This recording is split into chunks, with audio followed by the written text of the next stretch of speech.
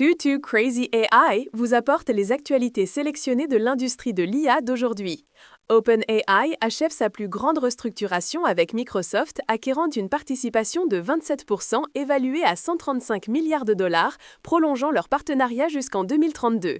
GitHub lance une plateforme d'agents IA ouverte et Nvidia publie un modèle multimodal en open source. Découvrons ensemble les développements d'aujourd'hui.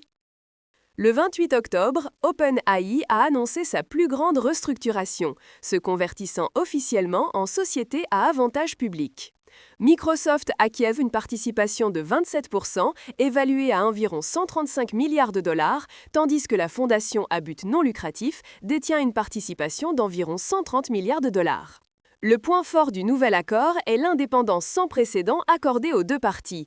Les droits exclusifs de Microsoft s'étendent jusqu'en 2032 et couvrent les modèles post-AGI, tandis qu'OpenAI gagne la liberté de publier des modèles ouverts et Microsoft peut développer l'AGI de manière indépendante ou en collaboration avec des tiers. OpenAI s'engage également à acheter 250 milliards de dollars supplémentaires de services Azure. Les procureurs généraux du Delaware et de Californie ont approuvé le plan, ouvrant la voie à une potentielle introduction en bourse d'OpenAI. Cette restructuration aura un impact profond sur le paysage concurrentiel de l'ensemble de l'industrie de l'IA.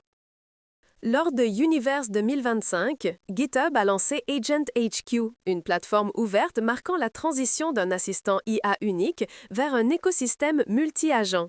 Les développeurs peuvent désormais utiliser des agents de codage d'OpenAI, Google, Anthropic, XAI et d'autres directement sur GitHub sans être enfermés chez un seul fournisseur.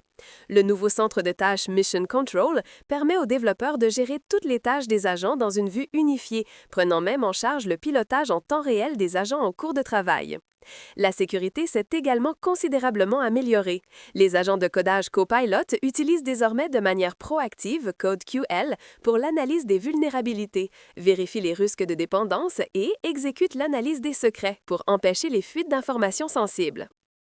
Nvidia Research a publié OmniVinci, un grand modèle de langage multimodal capable d'unifier le traitement du texte, de la vision, de l'audio et même des données de capteurs robotiques. Techniquement, il introduit 3 innovations majeures.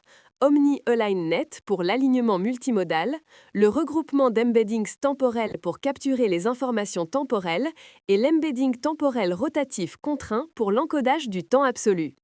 Les performances sont impressionnantes. Il obtient 19,05 points de plus que Qwen 3.5 Omni sur le benchmark de compréhension cross-modale Daily Omni, avec une efficacité d'entraînement améliorée de 6 fois, atteignant ses résultats avec seulement 0,2 T-tokens. Le modèle est open source sur GitHub et Hugging Face, mais notez qu'il utilise une licence non commerciale, limitant l'utilisation commerciale réelle. Le modèle Claude de nouvelle génération d'Anthropic, nom de code Neptune, est entré dans la phase critique de test par l'équipe rouge avec la version V6, ce qui signale généralement une sortie officielle imminente. Selon les informations divulguées, les capacités mathématiques de la série Neptune peuvent déjà rivaliser avec l'E3 d'OpenAI et les meilleurs modèles de DeepMind. Encore plus remarquable est le dévouement d'Anthropic à la sécurité.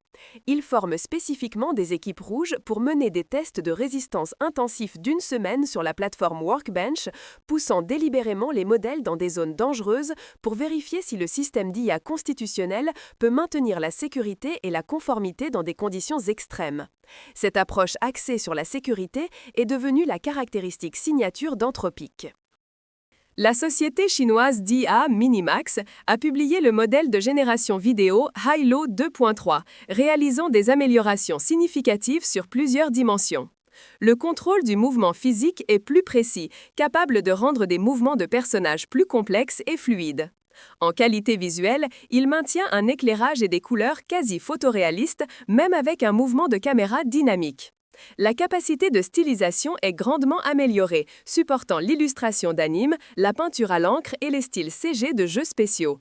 Le traitement des micro-expressions est plus naturel.